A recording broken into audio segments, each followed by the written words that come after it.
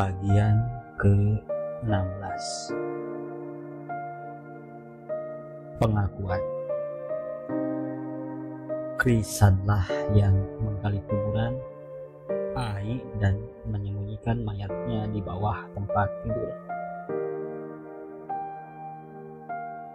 Di hari-hari yang lalu, jika ia berdiri di balik jendela kamarnya, sesuatu yang selalu ia lakukan sesaat setelah bangun tidur di pagi hari, ia biasa melihat beranda belakang rumah sang Sodanco.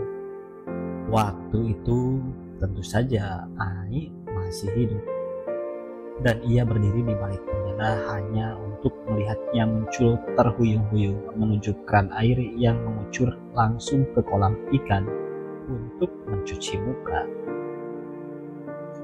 Sore itu ia juga berdiri di tempat yang sama, memandang beranda belakang rumah yang sama. Biasanya Ai sedang berbincang-bincang dengan ibunya sambil memotongi bayam atau kangkung untuk makan malam mereka. Tapi sore itu Ai tak ada di sana, sebab Ai sudah mati dan mayatnya ada di bawah tempat tidur Krisan. Ia membayangkan mereka tentunya sudah mengetahui bahwa kuburan itu telah dibongkar seseorang, dan ia juga membayangkan seorang lelaki berkata pada sang Sodanco bahwa kuburan itu diaduk-aduk seekor anjing. Sang Sodanco akan duduk lemas di tempat biasanya ia duduk di hari Minggu yang panas. Kini ia tampak semakin tua, namun tetap bertahan menjadi penguasa rayon militer Halimunda, seolah jabatan tersebut akan dipegangnya seumur hidup tanpa seorang pun bisa menggantikannya. Ia tentu saja tak akan percaya kuburan anaknya yang ketiga itu, yang akhirnya bisa lahir setelah kedua anak sebelumnya menghilang secara ajaib, dibongkar seekor anjing. Kuburan itu dibuat begitu dalam dengan palang-palang kayu yang kuat. Meskipun anjing bisa mencium bau mayatnya, mereka tak bisa menggalinya. Hanya manusia yang bisa melakukannya. Dan satu-satunya orang yang mungkin melakukan itu hanyalah Mamang Gendeng.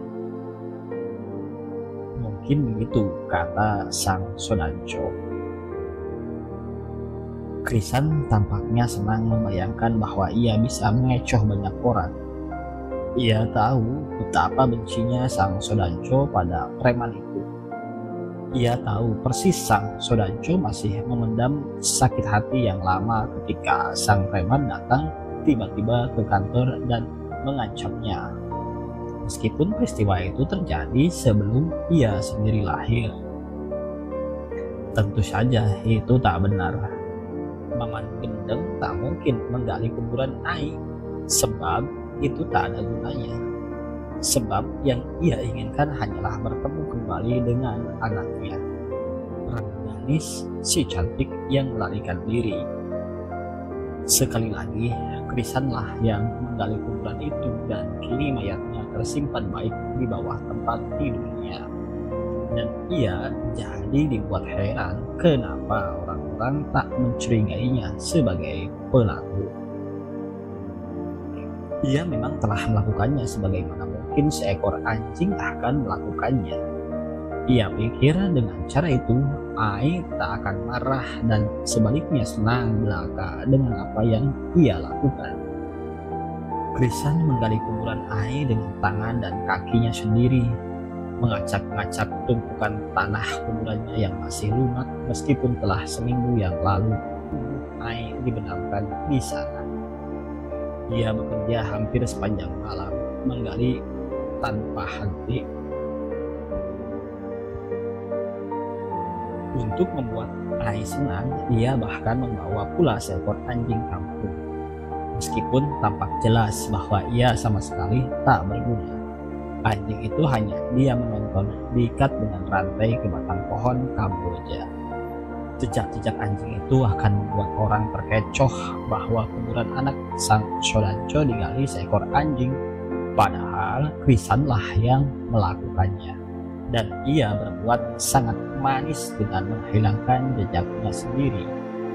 Ia mengakui betapa sulit menggali kuburan dengan tangan dan kaki, tapi bukankah begitu memang jika seekor anjing melakukannya? Meskipun Krisan bukan seekor anjing, namun ia tengah berpura-pura sebagai seekor anjing. Ia bahkan melakukannya sambil memeletkan lidah segala, bergerak-gerak keluar masuk. Percaya Ai akan senang melihatnya dari langit. Dan ketika ia diserang haus di tengah-tengah kerja gilanya, ia akan melompat dengan berjalan menggunakan tangan dan kakinya menuju selokan yang mengalir di pinggir kuburan dan meminum airnya langsung dengan mulut. Dengan kerja seperti itu, ia baru bisa mencapai kayu penopang pada pukul 3 dini hari setelah menggali sejak pukul setengah 8 senja. Kayu-kayu penopangnya dipasang miring berderet. Jika kau mengangkat kayu-kayu tersebut, kau akan melihat tubuh Ai yang terbalut kain kafan tergolek di sebuah ceruk tanah. Krisan hanya perlu membongkar beberapa kayu penopang sebelum bisa mengangkat tubuh Ai. Tubuhnya sangat ringan dan Krisan terlonjak dalam kebahagiaan yang begitu misterius. Untuk pertama kali ia bisa memeluk tubuhnya demikian erat, tak peduli bahwa ia sudah mati. Dari dalam kain kafan itu berembus harum yang aneh, serupa berada di taman bunga. Namun tentu saja itu bukan harum bunga, melainkan harum tubuh gadis itu sendiri. Krisan memanggil mayat Ai di bahunya setelah melepaskan si anjing kampung agar pergi kemana ia suka. Ia bergegas pulang dengan langkah hati-hati karena pada saat seperti itu orang-orang biasanya sudah terbangun, bersiap-siap pergi ke masjid, dan beberapa penjual sayur bersiap-siap pergi ke pasar membuka kios-kios mereka di pasar, dan beberapa orang mungkin keluar hanya untuk buang tai di kolam-kolam yang berderet di pinggir kota tak jauh dari tempat pemakaman. Ia sampai di rumah dengan selamat tanpa seorang pun memergokinya membawa mayat Ai, baik nenek maupun ibunya. Setelah kematian ayahnya, Mina neneknya tinggal bersama mereka mengurus usaha jahitan bersama Adinda. Keduanya belum terbangun meskipun ia tahu mereka tukang bangun pagi. Ia masuk lewat pintu dapur, melangkah dengan berjinjit masuk ke kamar dan menyembunyikan mayat Ai di bawah tempat tidurnya.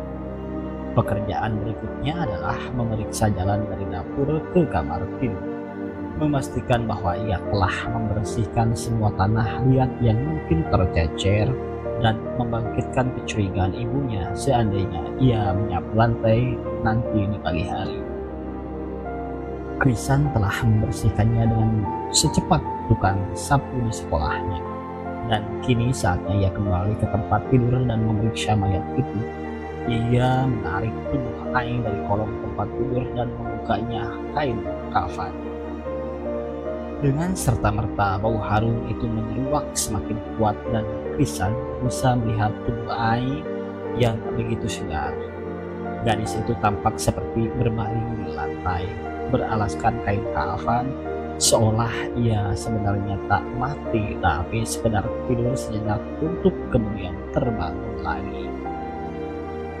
Krisan tak terlampau dibuat terkejut, sebab ia telah cukup yakin bahwa tubuh Ai tak akan membusuk meskipun ia dikubur bertahun-tahun dan bahkan berabad-abad, apalagi jika hanya seminggu. Pagi itu ia membuktikan keyakinannya sambil menyaksikan pipinya yang kemerahan sebagaimana pipinya ketika ia masih hidup. Tiba-tiba ia merasa malu melihatnya dalam keadaan telanjang. Ia segera menutup tubuh itu dengan kain kafan kembali, kecuali bagian mukanya yang dibiarkan terbuka, tempat ia bisa terus memandang kecantikannya. Tiba-tiba ia telah menangis. Betapa cengengnya bocah ini. sedih karena ia telah mati dan kini ia merasa ditinggalkan sendiri di dunia yang sunyi. Tapi kemudian tangisannya sedikit bernada lain, tangisan keharuan berterima kasih pada Ai, karena bahkan ketika ia mati pun ia tak membusukkan dirinya sendiri. Ia tetap abadi dalam kecantikannya dan ia percaya itu dilakukan untuknya seorang. Tanpa sadar ia telah mencium pipi mayat gadis itu. Krisan telah jatuh cinta pada Ai sejak lama. Mungkin sejak mereka masih orok, dan ia yakin gadis itu jatuh cinta kepadanya sejak lama pula. Sejak mereka masih sering tidur di buayan yang sama. Mereka itu saudara sepupu, sebagaimana mereka pada Rengganis si cantik. Ibu mereka, Alamanda, Adinda, dan Maya Dewi itu kakak beradik. Semuanya anak Dewi Ayu, jadi anak-anak itu memang sepupuan. Renggani si cantik lahir 6 bulan sebelum Ai, dan Ai lahir 12 hari sebelum Krisan. Mereka telah hidup bersama-sama bahkan sejak masih orok, menangis bersama, ngompol bersama, masuk taman kanak-kanak yang sama, sekolah yang sama, hingga Krisan menyadari bahwa ia jatuh cinta pada Ai. Atau mungkin ia telah jatuh cinta sejak pertama kali dilahirkan, sebab wajah pertama yang ia lihat adalah wajah gadis itu, masih berumur 12 hari dalam pelukan ibunya. Waktu itu Alamanda dan sang Shodancho dan ayahnya sendiri tengah menunggunya lahir. Dan ketika ia lahir, ia melihat gadis kecil itu di pelukan ibunya. Siapa tahu cinta pada pandangan pertama juga berlaku buat para bayi. Dan lagi pula setelah itu sang Shodancho mengatakan kata-kata semacam, "Semoga anakmu dan anakku berjodoh." Krisan seharusnya mendengar itu, tak peduli ia baru muncul di dunia. Dan ia kemudian menganggap perjodohan mereka memang telah ditakdirkan oleh alam semesta. Tapi bukan perkara yang gampang untuk bikin pengakuan pada gadis itu bahwa ia mencintainya, terutama karena Ai adalah sepupunya dan mereka berteman begitu dekatnya. Bisa-bisa pengakuan semacam itu akan membuat hubungan manis mereka jadi berantakan. Tapi jika ia tak mengatakannya, seumur hidup si gadis mungkin tak akan menyadari bahwa ia mencintainya. Sampai kemudian ia akan menyesal setelah gadis itu diambil orang lain. Itulah hal yang paling ia takuti. Suatu hari ada seorang lelaki mendekati Ai, dan akhirnya mereka berkencan. Tampaknya ia lebih suka gantung diri daripada patah hati.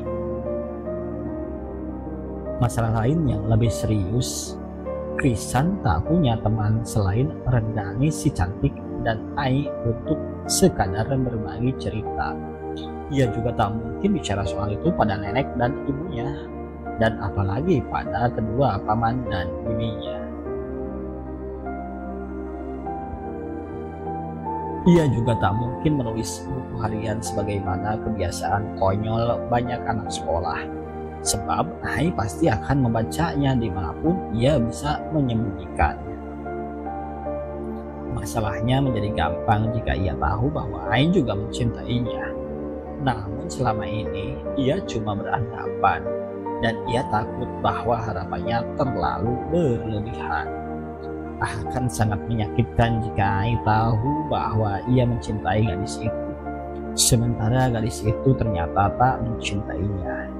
Segala sesuatunya tampak begitu merepotkan hingga seringkali ia mengutuki nasib kenapa harus lahir sebagai sepupu gadis itu. Ketika si tukang main jai langkung Kin melamar Renggani si cantik di terminal bis pada Mamandungan, tiba-tiba satu teror baru melanda dirinya. Seseorang telah mengumumkan pada dunia bahwa ia mencintai Renggani si cantik. Dan tak lama kemudian seseorang yang lain akan datang pada sang Shodancho untuk melamar Nurul Aini. Krishan bertekad untuk memperoleh cinta gadis itu sebelum orang lain memperolehnya. Ia merencanakan ungkapan cintanya nyaris berminggu-minggu, masa-masa yang paling membuatnya menderita. Krishan mulai menulis beberapa surat cinta, dan pada setiap kata "ai", ia sengaja mengosongkannya dengan tidak menulis dua huruf tersebut.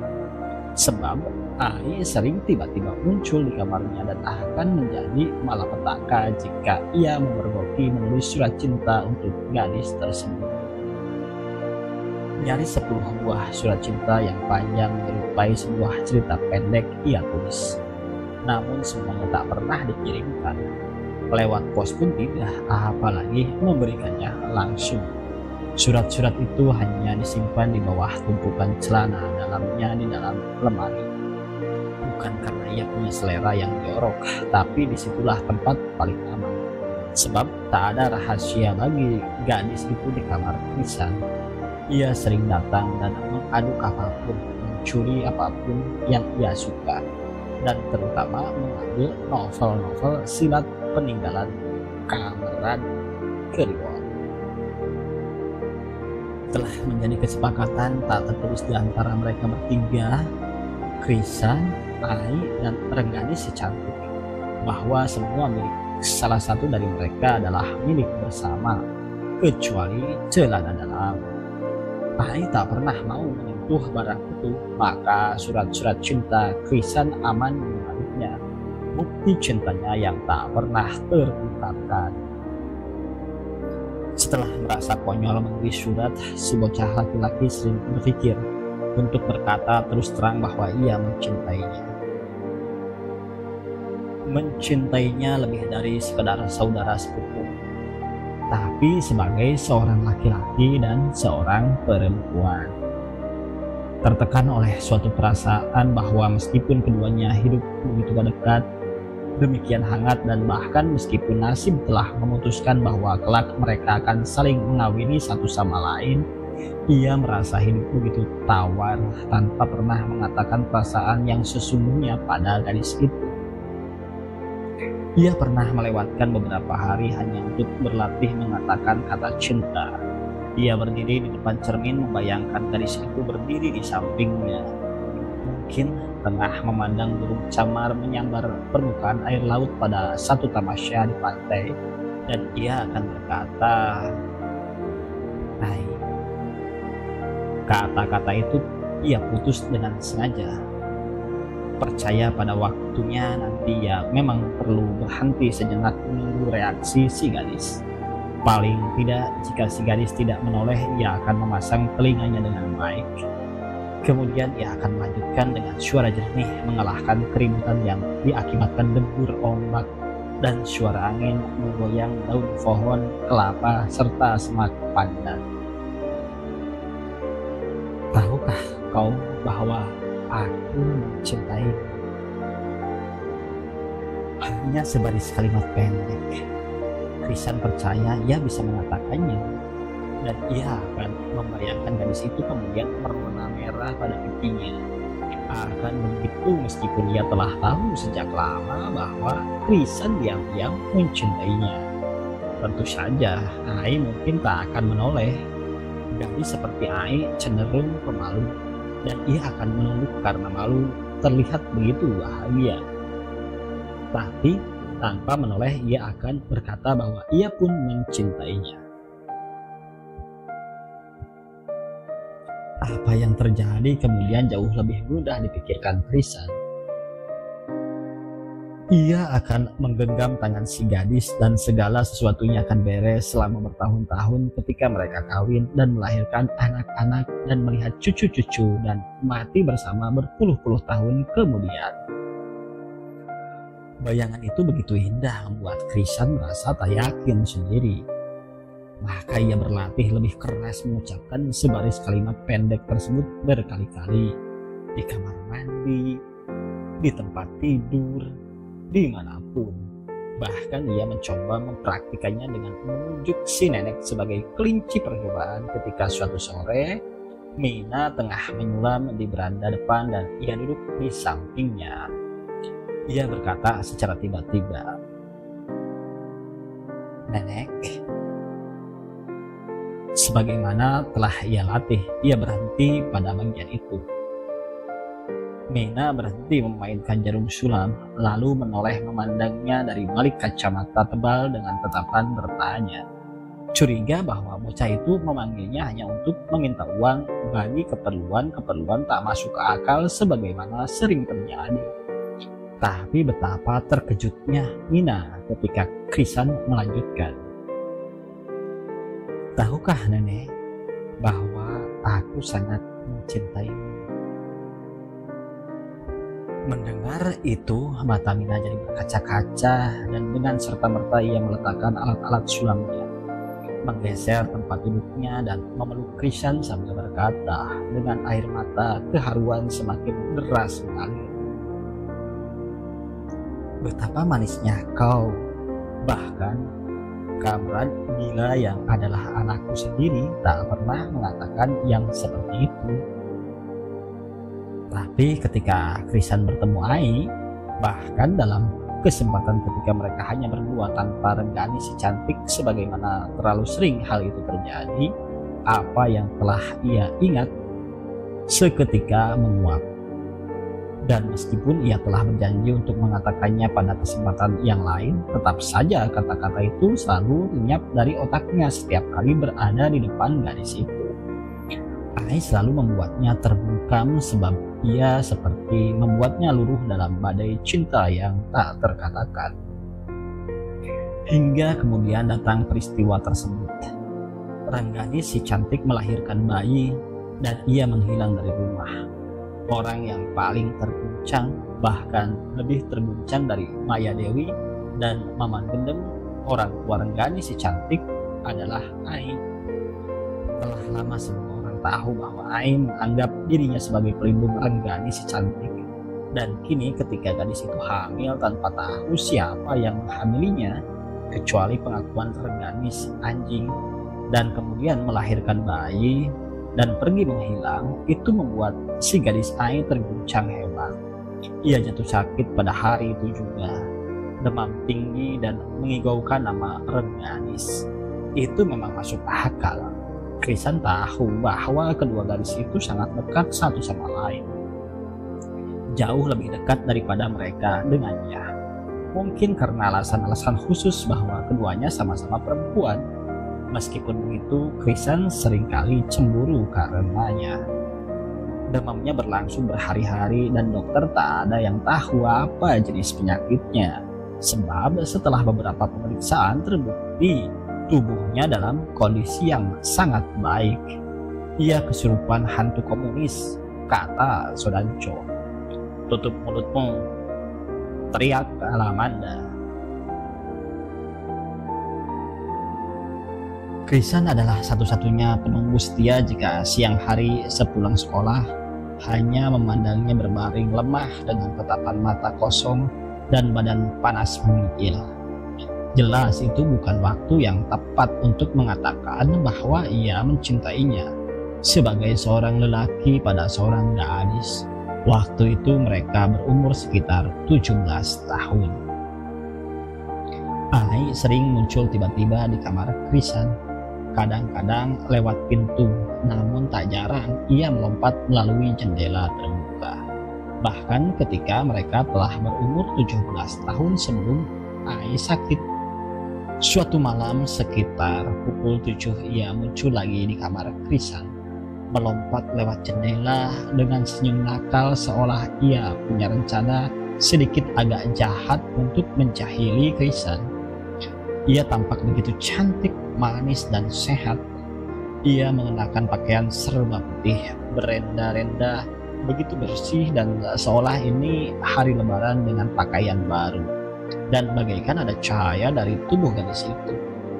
Krisan akan selalu mengenang kunjungan tiba-tiba tersebut.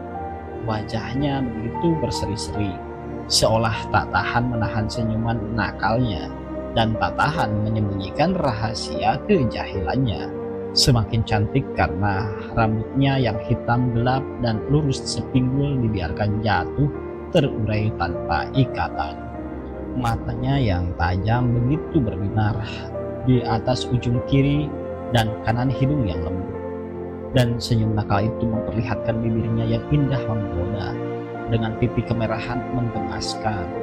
Krisan baru saja berbaring selepas makan malam bersama ibu dan neneknya, dan dibuat terkejut oleh kunjungan mendadak itu.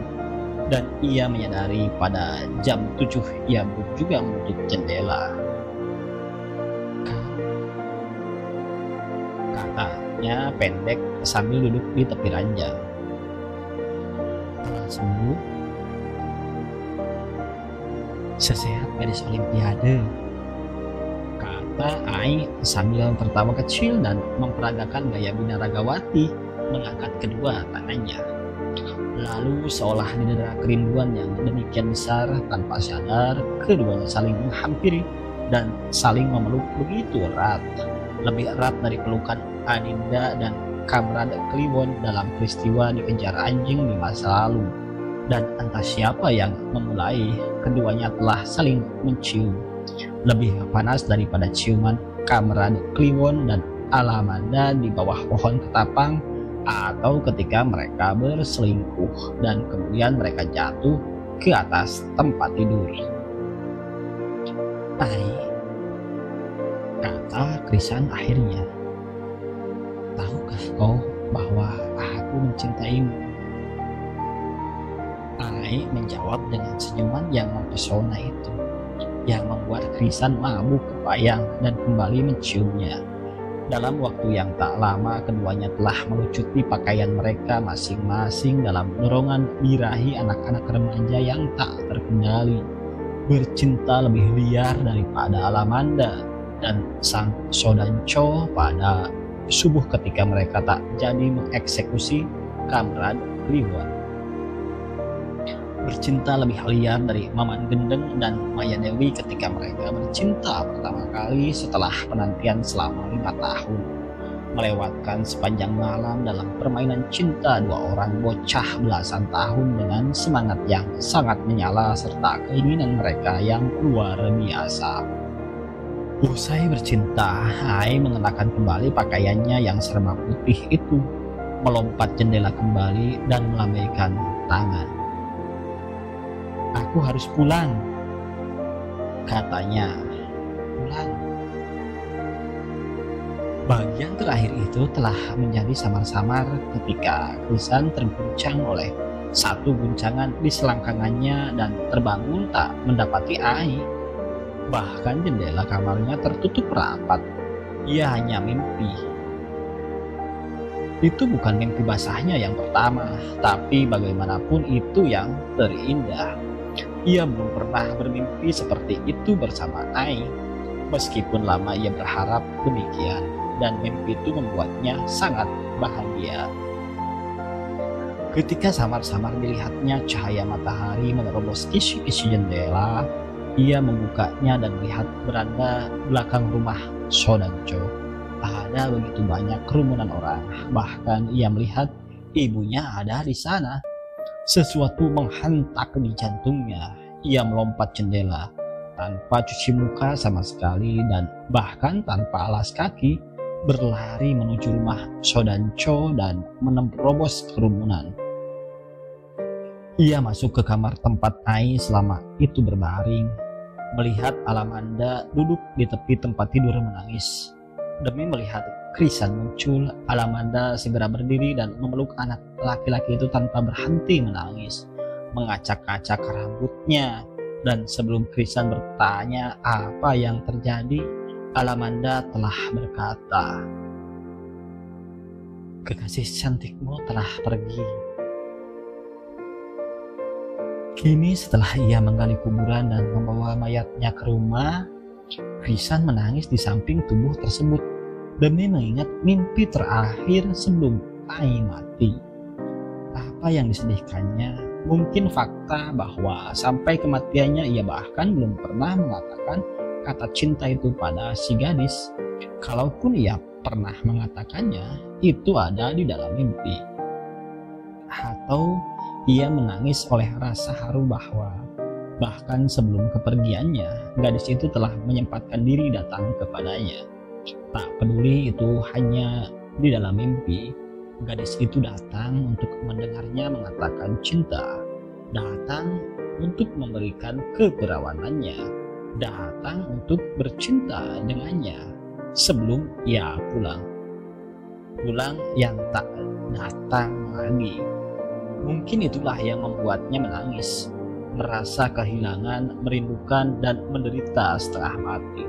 Sebab tubuh mati yang secantik apapun tetaplah berbeda dengan gadis hidup. Pengakuan kedua. Krisanlah yang membunuh Rengganis si cantik dan membuang mayatnya ke tengah laut. Seminggu setelah Krisan menggali kuburan Ai, seseorang mengetuk daun jendela kamarnya dengan lembut di tengah malam. Krisan terbangun dan membuka jendela. Di sana berdiri Rengganis si cantik. Tampak menyedihkan. Rambutnya acak-acakan dan pakaiannya sedikit basah. Tapi itu tak menutupi kecantikannya yang mengagumkan itu. Bahkan Krisan mengakui bahwa Rengganis si cantik memang lebih cantik dari Ai, sebagaimana Ai juga sering mengatakannya. Ya ampun, apa yang kau lakukan? Tanya Krisan. Aku kedinginan. Bodoh, itu sudah sangat jelas. Krisan melongok keluar jendela berharap tak ada siapapun yang melihat mereka dan menarik tangan Rengganis si cantik membantunya masuk melompati jendela. Ia tampaknya telah kehujanan atau terperosok ke dalam parit atau semacamnya dan jelas tampak sangat kelaparan pula. Ganti pakaianmu, kata Krisan sambil memastikan pintu kamarnya terkunci. Rengganis si cantik membuka lemari pakaian Krisan, mengambil kaos oblong dan celana jeans, bahkan celana dalam Krisan. Kemudian di depan bocah lelaki itu, tanpa merasa segan, ia membuka pakaiannya satu persatu sampai tak tersisa. Tubuhnya begitu bagus, mengilau oleh basah dan lampu, membuat Krisan nyaris tersendak. Ia, bocah lelaki itu, duduk bersila di tempat tidurnya, ngaceng, namun tak beranjak meskipun ia ingin melompat dan memperkosa gadis di depannya. Selalu ada hawa nafsu birahi dari tubuh Rengganis si cantik, sebab tubuhnya begitu menakjubkan untuk diajak bercinta. Ia masih di atas tempat tidurnya, sementara Rengganis si cantik dalam ketidakpeduliannya yang menakjubkan memeringkan tubuhnya dengan handuk kecil yang ia temukan menggantung di balik pintu. Buah dadanya sesempurna perempuan dewasa. Krisan memandangnya cukup lama, membayangkan ia menyentuhnya, meremasnya, menciumnya, dan menyentuh putingnya dalam sentuhan nakal. Ada lantunan indah dari dada ke pinggulnya, seperti dibuat dengan jangka, begitu simetris di kiri kanannya, dan di tengah selangkangannya, di balik rimbun rambutnya, sesuatu sedikit menggelembung seperti buah kelapa muda, namun pasti lembut. Krisan semakin ngaceng, semakin ingin melompat dan menyeret gadis sepupunya itu ke atas tempat tidur dan memperkosanya. Tapi ia tak melakukannya. Tidak dengan mayat Ai tergeletak di bawah tempat tidurnya. Siksaan itu berakhir perlahan-lahan. Rengganis si cantik mengenakan celana dalam Krisan. Tak peduli itu celana dalam lelaki, lalu mengenakan celana jeansnya, dan buah dadanya segera lenyap di balik kaos oblong. Tapi Krisan tetap ngaceng, sebab ia tahu di balik kaos oblong itu buah dada gadis itu tak terlindung ketat. Bagaimana aku kelihatan, anjing? Tanya Rengganis si cantik. Jangan panggil aku anjing. Namaku Krisan. Baiklah, Krisan. Dan Rengganis si cantik duduk di tepi tempat tidur di samping anak lelaki itu. Aku lapar. Krisan pergi ke dapur dan mengambil sepiring nasi dengan sayur bayam dan sepotong goreng ikan. Hanya itu yang ia temukan di lemari makan. Ia memberikannya pada si gadis beserta segelas air putih, dan gadis itu memakannya demikian lahap, meminta tambah ketika habis. Krisan kembali ke dapur mengambil porsi makan yang sama, dan gadis itu memakannya dengan kerakusan yang tak berubah, seolah ia tak pernah diajari bagaimana makan dengan cara yang benar. Krisan bersyukur setelah porsi kedua gadis itu tak meminta tambah lagi, sebab besok pagi ibunya akan bingung dan tak akan percaya jika ia berkata makan sebanyak 3 porsi di malam hari. Dan sekarang, kata Krisan sementara Renggani si cantik mulai mengeringkan rambutnya, di mana anak bayi itu? Mati dimakan ajak. Tai, kata Krisan. Tapi syukurlah, katakan apa yang terjadi. Renggani si cantik menceritakannya. Malam itu ia pergi dari rumah membawa bayinya dengan tujuan yang telah pasti, gubuk gerilya sang Sodanco di tengah hutan Tanjung. Lama hal itu telah menjadi rahasia mereka bertiga, Renggani si cantik, Ai, dan Krisan. Mereka pernah mendengar tentang gubuk tersebut dan pernah mencarinya sebelum menemukannya. 2 atau 3 kali mereka pernah mendatanginya lagi dalam satu tamasya. Malam itu Renggani si cantik pergi ke sana bersama bayinya.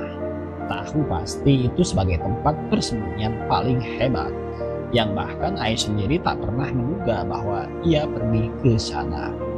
Bayi itu sangat rewel katanya, dan ia mencoba menyusuinya, tapi tetap rewel. Ia tak mengenakan apapun. Bayi itu hanya diberi selimut dan dihangatkan pelukan ibunya.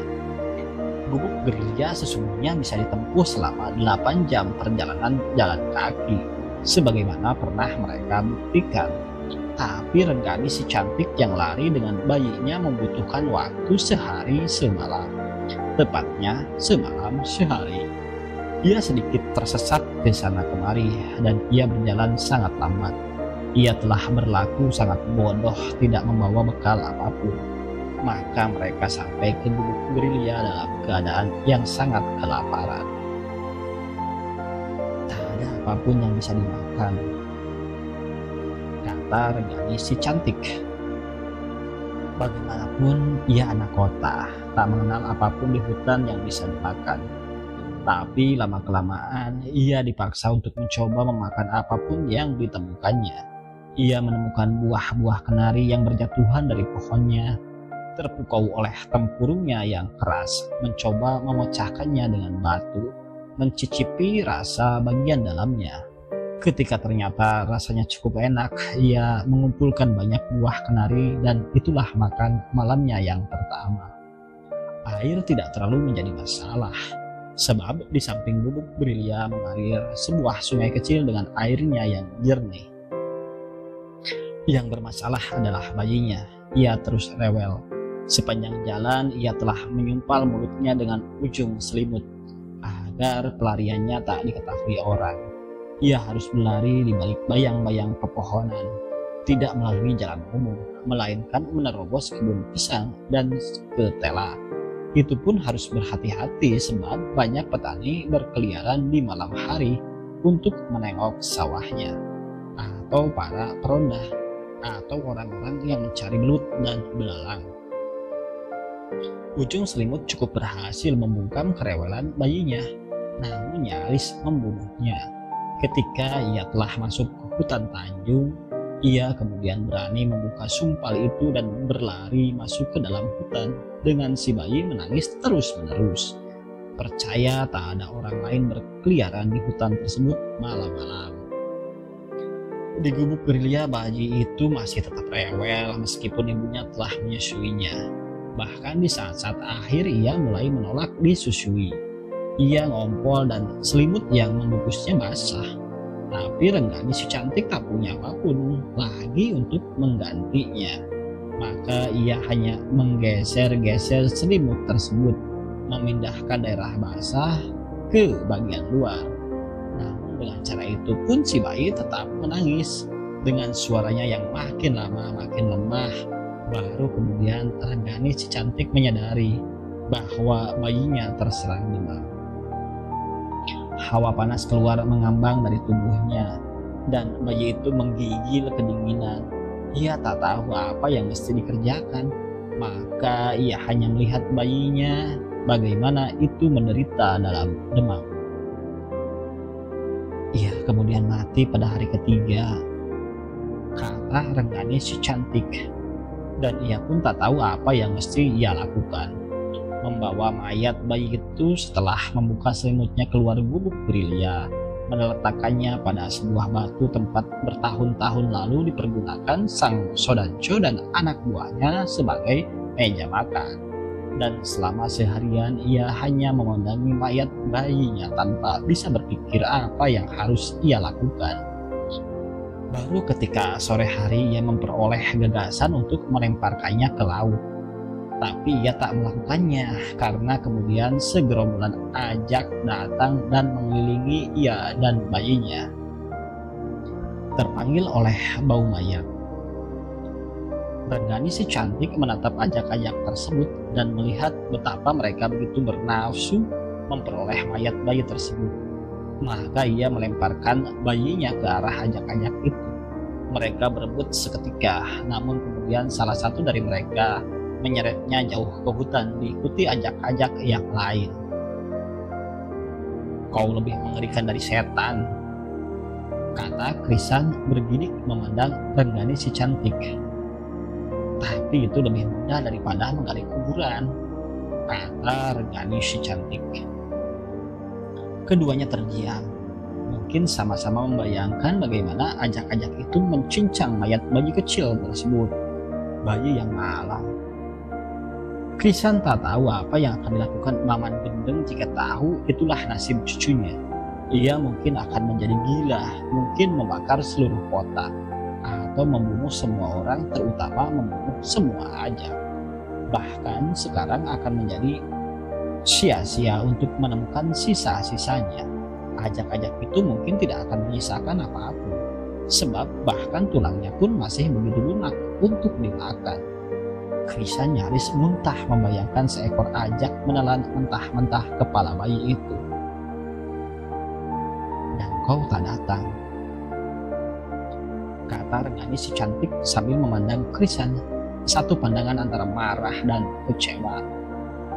Aku menunggu sampai tadi sore, hanya makan buah keras itu. Aku tak bisa datang. Kau jahat. Aku tak bisa datang, kata Krisan dan memberi isyarat pada Renggani si cantik untuk tidak bersuara terlalu keras. Khawatir ibu dan neneknya memergoki mereka. Sebab Ai sakit dan kemudian ia mati. Apa? Ai sakit dan kemudian mati. Itu tak mungkin. Renggani si cantik tampak sedih dan tampak mencoba tak percaya. Krisan melompat dari tempat tidurnya, merogoh mayat itu dari bawah ranjangnya, menariknya dan memperlihatkannya pada Renggani si cantik.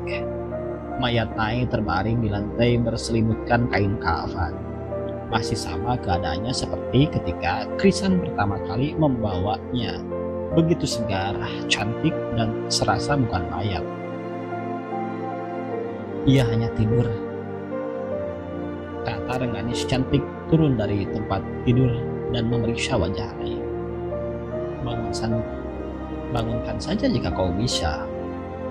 Renggani si cantik mencoba membangunkan Ai, tapi jelas itu sia-sia. Ia mengguncang-guncangnya, membuka paksa matanya, memijat hidungnya, dan akhirnya ia duduk terisak-isak sendiri menangisi kematian gadis paling dekat dalam hidupnya. Gadis yang selalu ada kapanpun ia membutuhkannya. Renggani si cantik tiba-tiba menyesal kenapa ia tak melibatkan gadis itu dalam usaha pelarirannya. mengajaknya ikut serta ke grup gerilya. Ia akan jauh merasa sedih jika tahu bahwa gadis itu sakit setelah mengetahui ia lari dari rumah dan kemudian mati karena itu.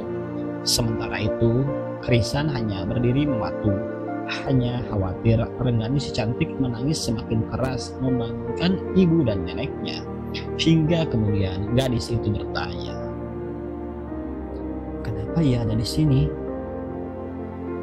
"Aku menggali kuburnya," kata Krisan. "Kenapa kau menggali kuburannya?"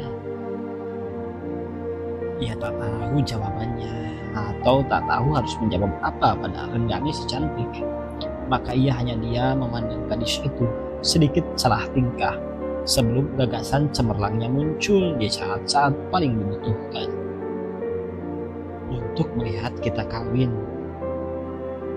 Alasan itu tampaknya menenangkan Renggani si cantik. "Jadi kapan kita kawin?"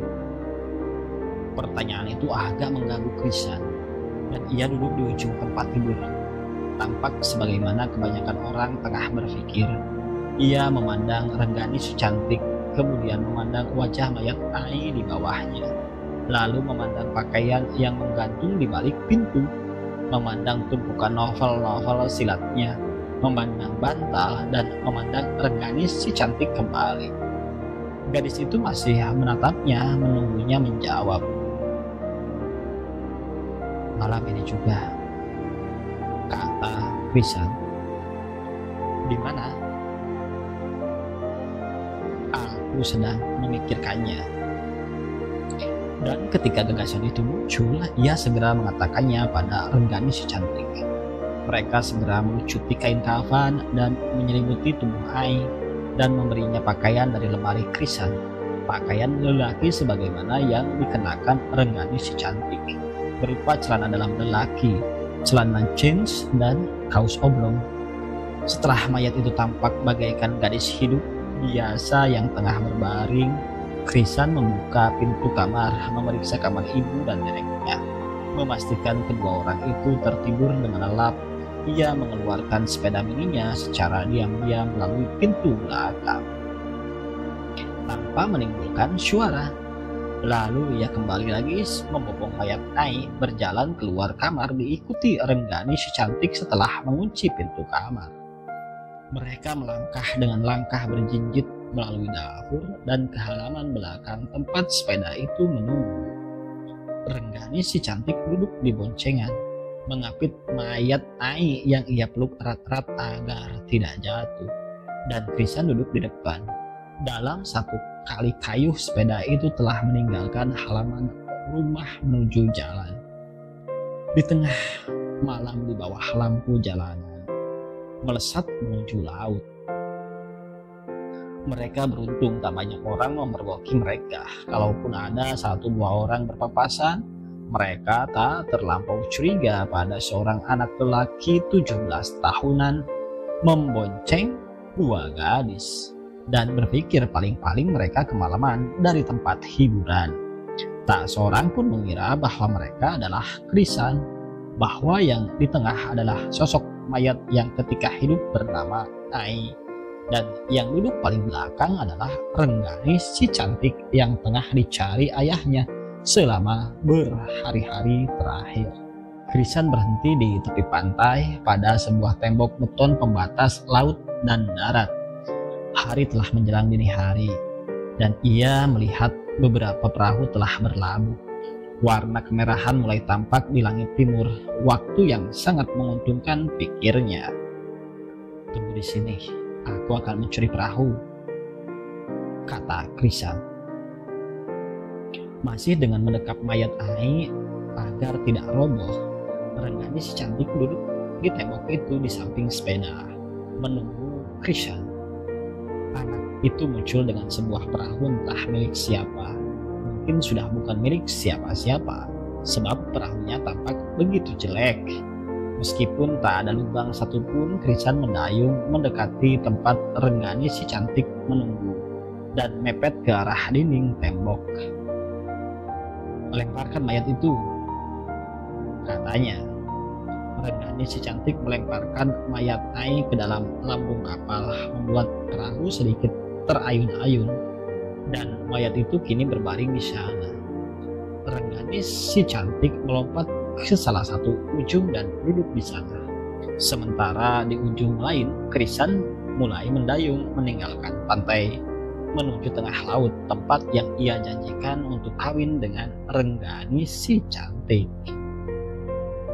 Krisan mencoba untuk tidak berpapasan dengan perahu-perahu nelayan yang mulai pulang ke pantai, dan tak khawatir pada kapal-kapal penangkap ikan yang jauh di tengah.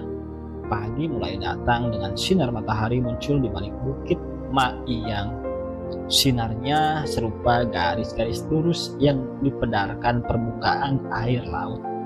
Warna kemerahan di langit mulai memudar, dan burung-burung camar dan mungkin juga walet mulai tampak berterbangan di angkasa. Itu memudahkan Krisan untuk melihat arah perahu-perahu nelayan dan berbelok jika sekiranya mereka akan berpapasan.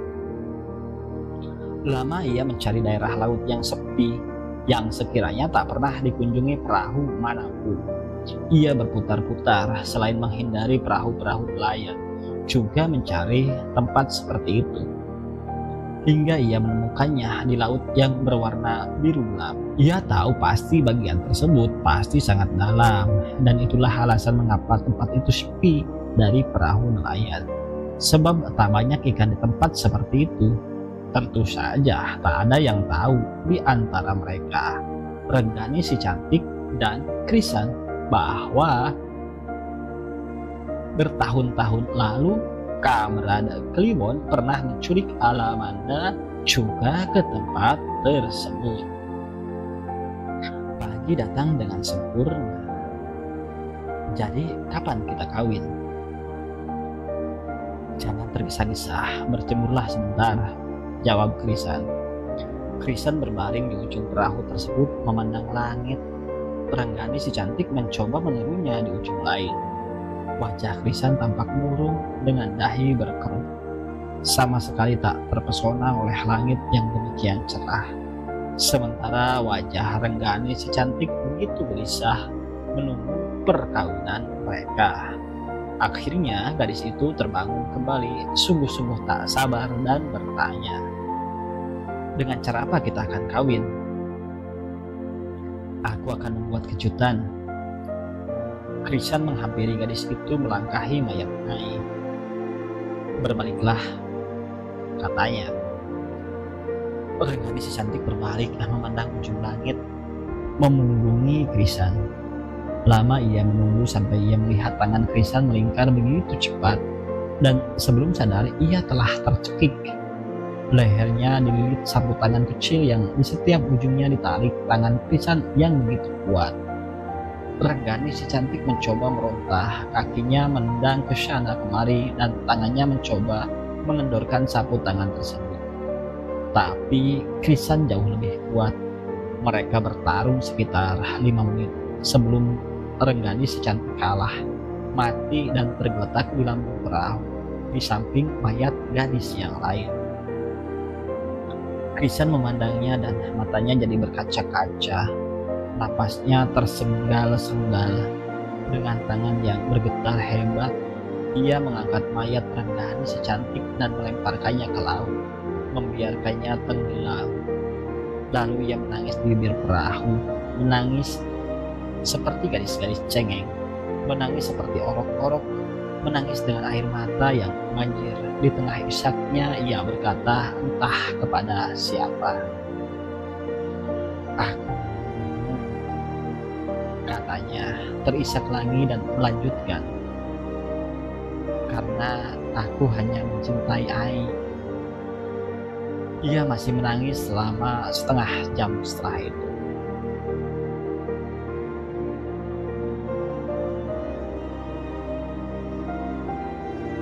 Pengakuan ketiga. Krisanlah yang memerkosa Renggani si cantik di toilet sekolah dan tak bertanggung jawab atas apa yang dilakukannya. Ini bagian cerita yang paling sulit, tapi begitulah kenyataannya. Suatu hari ketika ia dan Ai berkunjung ke rumah Renggani si cantik sepulang sekolah, ia duduk di sofa membaca majalah bekas. Kedua gadis itu ada di lantai atas, di kamar Renggani si cantik. Namun tiba-tiba ia mendengar langkah kaki menuruni tangga. Krisan menurunkan majalah bekas itu, dan tampak di depannya Renggani si cantik menuruni tangga hanya mengenakan celana dalam dan kutang. Ia mungkin pernah melihatnya seperti itu, bahkan mungkin telanjang bulat. Tapi itu pasti dulu, sekali ketika mereka masih anak-anak. Tapi saat ini mereka berumur 15 tahun. Dan Krisan telah lama mengalami mimpi basah. Sebagaimana kebanyakan lelaki, Krisan mengagumi tubuh Renggani si cantik. Tubuhnya tak semata-mata indah, namun mengundang birahi, lezat. Itu kosakatanya sendiri. Ia sering membayangkan buah dadanya yang bulat padat, pinggulnya yang melengkung lembut, dan kini ia nyaris melihat semuanya. Kutang yang dikenakannya tak sungguh-sungguh menutupi seluruh buah dadanya. Maka Krisan bisa melihat warna kemilaunya, dan celana dalamnya yang berenda-renda tampak membukit di bagian depan. Itu membuat kemaluannya hidup, sangat hidup dan keras seperti baja. Ia harus merogoh celananya untuk membetulkan posisi kemaluannya yang miring dan terjepit celana. Sementara itu, Renggani si cantik tampak tak terganggu bahwa Krisan ada di ruangan itu dan memandang ke arahnya. Ia bahkan tampak senang bahwa lelaki itu memandangnya. Ia turun dalam langkah yang begitu tenang, menghampiri meja setrikaan dan mengambil pakaian mengenakannya. Dan Krisan kehilangan momen penuh birahi itu, tapi ia tak pernah melupakannya. Ada dua jenis perempuan yang bisa dicintai seorang lelaki. Pertama, perempuan yang dicintai untuk disayangi. Kedua, perempuan yang dicintai untuk disetubuhi. Krisan merasa memiliki keduanya. Ai adalah gadis pertama, dan Renggani si cantik gadis kedua. Ia ingin kawin dengan Ai, tapi ia selalu membayangkan suatu hari menyetubuhi Renggani si cantik.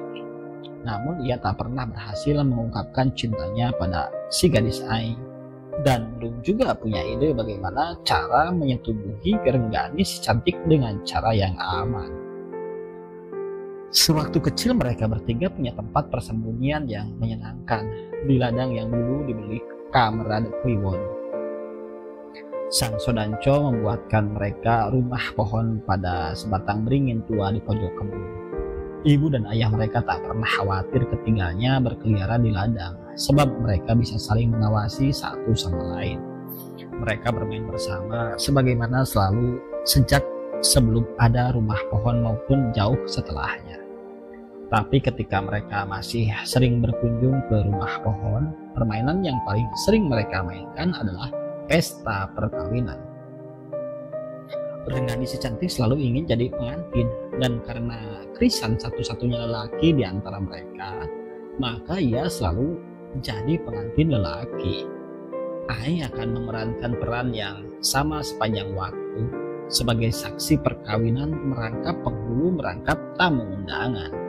Mereka selalu bahagia dengan permainan itu, kecuali Krisan yang selalu merasa terpaksa memainkan perannya, sebab ia hanya ingin menjadi pengantin bersama Ai. Renggani si cantik akan dihiasi mahkota dari rangkaian daun nangka, dan begitu pula Krisan. Mereka akan duduk di bawah pohon beringin, berdampingan sementara Ai berjongkok dengan lutut tertekan ke tanah di depan dan berkata, "Apakah kalian siap untuk saling mengawini?" "Ya," kata Krisan dan Renggani si cantik selalu. "Maka kalian kawin," kata Ai. "Berciumanlah."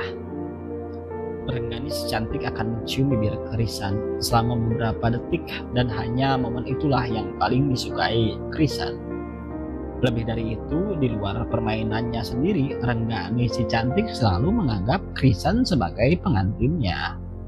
Itu membuat Krisan agak jengkel dengan Renggani si cantik. Tapi ia tak bisa berbuat apapun, sebab sebagaimana Ai, ia tahu seperti apa Renggani si cantik. Ia manja, tak terkendali, kekanak-kanakan, lugu, labil, rapuh, dan sederet kosakata yang menunjukkan bahwa ia tak bisa dimarahi dengan cara apapun. Dan yang lebih menjengkelkan dari semuanya adalah sikap Ai. Krisan sebenarnya berharap mereka memperlakukan Renggani si cantik sedikit agak kasar agar membuatnya sedikit waras. Tapi sebaliknya, Ai selalu merupakan pembela bagi setiap tindakan mengejutkan si cantik dan bahkan menjadi pelindungnya yang sejati. Waktu itu Krisan belum begitu bernafsu pada Renggani si cantik, meskipun ia tahu bahwa gadis itu sangat cantik dan mengundang birahi. Sebab yang ia sukai adalah gadis-gadis yang cenderung pendiam, dengan wajah yang sendu, tenang menghanyutkan, namun bisa menjadi sangat galak. Dan gadis itu seperti itu adalah Ai. Jangankan bernafsu, ia bahkan cenderung menganggap Renggani si cantik sebagai pengganggu hubungannya dengan gadis Ai. Dan sikap Ai yang melindungi Renggani si cantik membuatnya sangat cemburu pada gadis tersebut. Tapi kecemburuan Krisan terhadap Renggani si cantik mungkin tak seberapa, sejauh ia bisa memahami keadaan Renggani si cantik dan memahami pula alasan-alasan Ai. Ada satu hal lain yang jauh membuatnya cemburu. Anjing. Sang Sodanco sangat menyukai anjing, dan itu menular pada anaknya.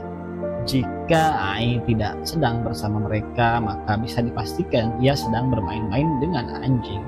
Tadinya Krisan selalu berharap jika Ai lepas dari Renggani si cantik, ia bisa berdua saja dengan Ai. Tapi kesempatan-kesempatan itu sangatlah langka, karena kemudian Ai akan bermain dengan anjing-anjingnya. Bahkan ia akan tetap bermain dengan anjing-anjing itu meskipun Krisan kemudian datang dan mencoba bermain bersamanya. Apakah aku harus jadi anjing agar kau mau menemaniku? Tanya Krisan suatu ketika di puncak kejengkelannya. Tak perlu, kata Ai. Jadilah lelaki sejati, maka aku menyukaimu. Kalimatnya penuh teka-teki dan sulit dicerna secara langsung. Maka Krisan mengeluh pada Renggani si cantik. Aku ingin jadi anjing, katanya. Itu bagus, kata Renggani si cantik. Aku sering membayangkan anjing tanpa ekor. Renggani si cantik tak mungkin diajak serius, tapi ia kemudian sungguh-sungguh sering memerankan dirinya sendiri sebagai anjing.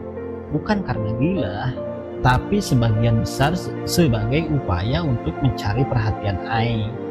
Jika mereka tengah berjalan bertiga, mungkin pulang sekolah atau sekedar berjalan-jalan di sore, dan ia melihat seekor anjing di kejauhan, Krisan akan menggonggong. Buk, buk, buk, teriaknya. Atau kadangkala ia jadi anjing kecil yang kesakitan. Kaing, kaing. Dan lain kali jadi ajak yang tengah melolong di malam hari.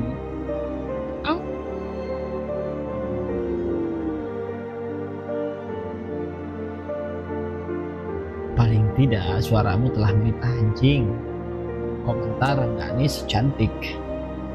Suara ajak itu membuat Bunda Romanti berdiri. Tapi tak bikin anjing betina jatuh cinta, kata Ai. Itu seperti meledek sikap kekanak-kanakannya, tapi Krisan tak peduli dan terus memerankan peran anjing itu dengan baik. Ada atau tidak ada kedua gadis tersebut, ia akan tipis mengangkang di kamar mandi sebagaimana ia mulai sering menjulurkan lidahnya. Bahkan meskipun kau jalan merangkak tubuhmu, tak akan jadi tubuh anjing, kata Ai menganggap Krisan begitu konyolnya. Kecuali mungkin otakmu. Mungkin benar otaknya lah yang telah jadi otak anjing. Ketika Ai mati, ia menggali kuburannya dengan cara sebagaimana anjing akan menggali harta karun tulang yang disembunyikannya. Ia mengeruki tanah kuburan itu dengan tangannya. Jika haus, ia pergi ke parit dan minum langsung dengan mulutnya. Ia telah jadi anjing sesungguhnya, tapi cuma di otak. Tapi ia tak peduli. Ketika ia menggali kuburan si gadis dengan cara seperti itu, Krisan bahkan percaya Ai, tentu saja rohnya, pasti menyukai apa yang ia lakukan. Sebab Ai sangat suka anjing dan ia telah jadi anjing. Paling tidak ia bisa menggonggong, menjulurkan lidah dan menggali kuburan dengan tangan. Dan sebelum itu, ia memerankan anjing pula ketika memerkosa Renggani si cantik di toilet sekolah. Peristiwa ketika ia duduk di sofa dan melihat Renggani si cantik menuruni tangga hanya mengenakan celana dalam dan kutang adalah momen pertama yang membuat ia berpikir ingin menyetubuhinya. Ia mulai birahi pada Renggani si cantik dan melupakan masalah-masalah yang ditimbulkan oleh sikap kekanak-kanakannya. Ia akan diam saja jika Renggani si cantik tiba-tiba memeluknya dari belakang dan menutup matanya. Ia tahu bahwa itu Renggani si cantik, sebab orang lain tak akan melakukan senekat itu. Ia merasakan dengan pasti tekanan buah dada di punggungnya dan bertahan begitu lama, seolah berpikir menebak siapa yang telah menutup matanya untuk menikmati kehangatan tersebut dan menikmati sentuhan lembut kulit tangan di pipinya. Jika mereka berjalan bertiga, Renggani si cantik hampir selalu berjalan di tengah. Ai pasti memegang tangan gadis itu. Belakangan, Krisan juga menggenggam tangan Renggani si cantik untuk merasakan lembut tangannya. Ai dan Krisan selalu mengantarkan Renggani si cantik pulang terlebih dahulu, sebab rumah mereka berdekatan. Sebagai salam perpisahan, Renggani si cantik selalu mencium pipi Ai dan Ai akan membalasnya. Ia melakukannya juga pada Krisan. Pada awalnya Krisan paling malas pada adegan tersebut sebab terlihat kekanak-kanakan. Namun setelah kasus sofa dan tangga itu, ia mulai menikmatinya. Merasakan kehangatan bibir si gadis menempel di pipinya dan mengecup pipi si gadis yang hangat dengan bibirnya. Dan jika malam datang, ia tak lagi menghayal tentang perkawinan masa datang dengan Ai, tapi juga berfantasi melakukan persetubuhan hebat dengan Renggani si cantik. Ia hanya memerlukan sebuah cara dan sebuah kesempatan untuk melakukannya. Suatu ketika saat Ai lengah dan hanya Krisan dan Renggani si cantik duduk di halaman depan rumah sang Sodancho, Krisan memeluk gadis itu dan si gadis balik memeluk. Siapapun tak akan terganggu dengan pemandangan semacam itu, bahkan meskipun Ai memergokinya. Ketiganya bersaudara, bahkan lebih menyerupai anak kembar daripada saudara sepupu. Lagi pula Renggani si cantik senang memeluk dan dipeluk. Saat itu Krisan merayunya. "Maukah kau kawin sungguhan denganku kelak?" tanyanya. Pertanyaan itu dia tanyakan dalam nada bercanda, tapi Renggani si cantik menjawabnya serius. "Ya," katanya, "tak ada lelaki lain dalam hidupku selain Krisan, maka kau harus mengawiniku. Orang kawin harus bersetubuh, maka kita akan bersetubuh. Kita akan melakukannya kapan-kapan. Ya, kapan-kapan." Krisan melepaskan pelukannya dan hanya tertinggal Renggani si cantik yang masih melingkarkan tangannya di bahu anak itu ketika Ai muncul dengan sekeranjang kecil jambu air dengan pisau dan cobek berisi sambal lutis. Mereka akan pesta kebun, memanaskan lidah dengan cabai, dan Krisan bahkan hangat sampai ke hatinya membayangkan kesempatan persetubuhan itu akan datang. Kesempatan itu datang di hari ketika Renggani si cantik memenangkan taruhan minuman limun tanpa sepengetahuan Ai. Krisan tengah menghisap rokok di ujung toilet ketika ia melihat gadis itu. Ketika Renggani si cantik masuk ke toilet ujung yang telah jadi sarang dedemit, Tiba-tiba Krisan tahu itulah kesempatannya. Ia segera pergi meninggalkan teman-temannya, dan di salah satu pojok sekolah yang sepi, ia melompati benteng setinggi 2 meter ke arah perkebunan coklat. Ia tahu toilet itu atapnya berlubang, maka sebelum Rengganis pergi meninggalkannya, ia segera mengendap mendekati toilet tersebut, menaiki benteng kembali melalui dahan pohon coklat dan melonggok melalui atap yang bolong, memergoki Rengganis si cantik tengah berjongkok ngompol. "Hei," panggilnya pelan. Rengganis si cantik mendongak dan terkejut bahwa Krisan ada di atasnya. "Sedang apa kau?" Ia bertanya. "Hati-hati kau bisa jatuh dan mati." "Aku sedang menunggumu." "Menungguku naik?" "Tidak, bukankah kita akan bersetubuh?" "Apakah kau tak bisa turun?" tanya Rengganis si cantik lagi. "Tentu saja, aku akan turun." Dengan berpegangan pada palang kayu yang nyaris rapuh, Krisan bergelantungan dan turun masuk ke dalam toilet. Kini mereka terkurung di dalam dengan Rengganis cantik masih dengan celana dalam melorot sampai lutut. Toilet itu sangat bau dan jelas sangat tidak menyenangkan karena kotornya. Tapi Krisan tak peduli, ia dalam puncak birahi. "Ayo kita bersetubuh," bisiknya. "Aku tak tahu bagaimana caranya," Rengganis si cantik balas berbisik. "Aku bisa mengajarimu." Perlahan-lahan Krisan mulai menurunkan celana dalam gadis itu yang masih menggantung di lutut dan menggantungnya di paku berkarat yang tertempel di dinding. Lalu dengan ketenangan yang sama ia membuka kancing seragam sekolah Rengganis si cantik satu persatu, sehingga ia bisa menikmati sensasi melihat tubuhnya terbuka perlahan-lahan.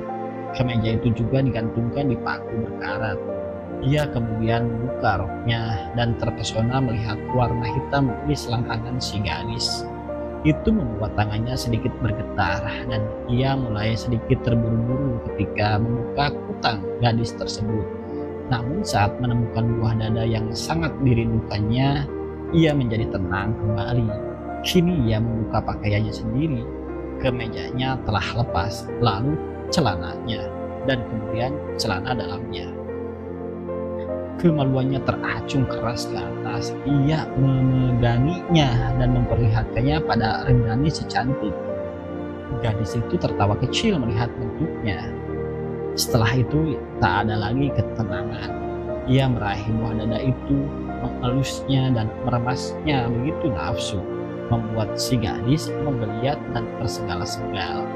Rengganis si cantik memeluk tubuh lelaki itu dengan sangat erat. Krisan mendorong si gadis ke dinding toilet dan menekan tubuh si gadis dengan tubuhnya.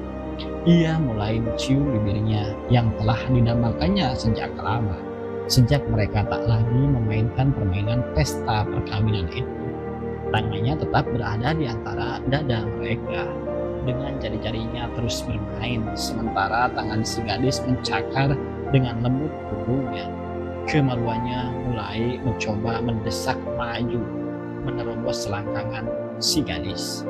Tapi ia hanya bisa membentur kulit lembut paha gadis itu, membuatnya melengkung, dan paling jauh berhasil menggosokkannya pada ruang antara kedua paha si gadis. "Angkat sebelah kakimu ke bak kecil itu," bisik Krisan. Rengganis si cantik melakukannya, dan ruang vaginanya kemudian terbuka lebar. Krisan sangat leluasa menyetubuhinya, sebab ruang itu telah begitu basah dan hangat dan memberikan suara ribut dari gerakan-gerakan mereka yang mengguncangkan seolah-olah tengah berjalan melalui jalan yang penuh berbatu. Mereka begitu menikmatinya, meskipun sebagaimana semua pemula, persetubuhan itu berlangsung dengan sangat cepat. Itulah yang sesungguhnya terjadi. "Tapi bagaimana jika aku hamil?" tanya Rengganis si cantik setelah percintaannya yang sesingkat itu.